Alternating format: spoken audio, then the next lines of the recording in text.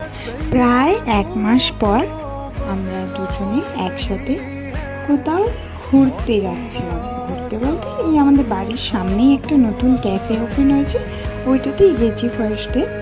তো এখানে আমরা চা খেয়ে এখান থেকে আমরা বেরিয়ে গেছিলাম, কারণ এখানকার অ্যাম্বিয়েন্সটা আমার অতটা ভালো লাগছিল না, কারণ নতুন ওপেন হয়েছে তো সেই জন্যই সেরকমভাবে ভালোভাবে সাজায়নি, ওই জন্য আমার ভালো লাগছিল না।